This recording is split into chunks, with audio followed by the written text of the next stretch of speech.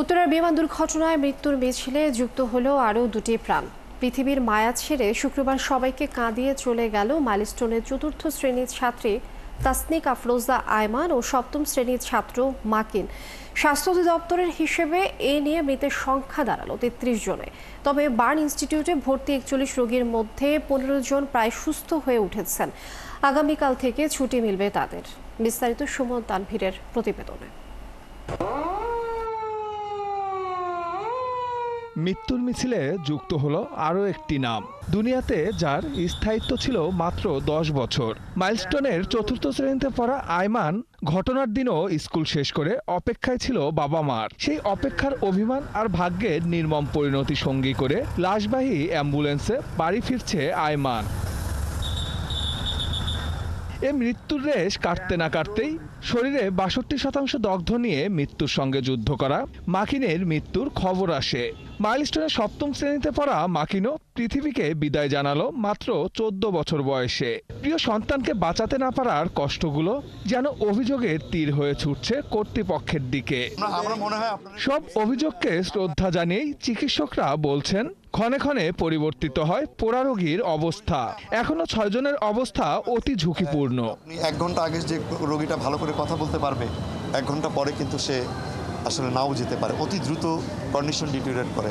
সুতরাং তার এই মতামতের প্রতি আমরা শ্রদ্ধা জানাচ্ছি। দেশের বাইরে নিব কিনা বা যে হসপিটালে যাবে তাদের মতামতটা কিন্তু অত্যন্ত গুরুত্বপূর্ণ। তারা নিয়ে এই রোগীটাকে ভালো করতে পারবেন কিনা সেই মতামতের ভিত্তিতেই কিন্তু করা হয়। তো ওনারা দেখছেন, দেখে বলেছেন যে এই মুহূর্তে নিয়ে ওনারাও অতিরিক্ত কিছু করতে পারবে এই গ্যারান্টি ওনারা দিতে পারছেন না। এবং তারা যেটা বলছেন যে এর মধ্যে আমরা যে প্রোটোকলে চিকিৎসা করছি ওনারাও আমাদের সঙ্গে একমত পোষণ করেছেন যে এইভাবে যদি আমরা আগাই, যদি আরেকটু তার কন্ডিশন ইমপ্রুভ করে তাহলে যদি নেওয়ার মতো ব্যবস্থা হয় সেটা তখন বলতে পারবো। কিন্তু এই মুহূর্তে ওনারা কেউ বিদেশে নেওয়ার পক্ষে কোনো মতামত দেন না। তবে এদিন ভালো সংবাদও দেয় কর্তৃপক্ষ। ঘটনার পর প্রথমবারের মতো লাশবাহী অ্যাম্বুলেন্স ছেড়ে অনেকটা সুস্থ শরীরে পরিবারের সঙ্গে বাসায় ফেরার অপেক্ষায় চিকিৎসাধীন ১৫ রোগী। আগামীকাল থেকে ছুটি মিলবে তাদের। আগামীকাল থেকে রিলিজ দেওয়া শুরু করব। ইতিমধ্যে আজকে আমরা সকালে যে বসেছিলাম অন্তত ১৫ জনকে রিলিজ দেওয়ার মতো অবস্থানে আসছে, কিন্তু আমরা এটাকে পর্যায়ক্রমিকভাবে দিব। কালকে কিছু দিব, পরশু কিছু দিব। সকালে সিঙ্গাপুর থেকে আসা চিকিৎসক প্রতিনিধি দলের পাশাপাশি গতকাল চীন থেকে আসা দলটিও সকালেই প্রবেশ করে হাসপাতালে। ভারতীয় প্রতিনিধি দলটি চিকিৎসায় নিয়োজিত ডাক্তারদের সঙ্গে পরামর্শ শেষে এরই মধ্যে ফিরেছে দেশে। চিকিৎসকদের সাথে তারা পরামর্শ করছে। মেইনলি আসলে আমাদের চিকিৎসকরাই লিড করবেন। আমাদের ৬ জন ইউনিট চিফ আছেন, তারা বিষয়টা কোঅর্ডিনেট করবেন। পরামর্শ যদি আমাদের সিদ্ধান্ত সঠিক হয় তাহলে আমরা সেখানে স্ট্যান্ড করবো। পরামর্শ তো যে কেউ দিতে পারে, বেটার কোনো পরামর্শ থাকলে সেটা অ্যাকোমোডেট করে আসলে ট্রিটমেন্ট প্রসিডিউরটা ওনারা ঠিক করছেন।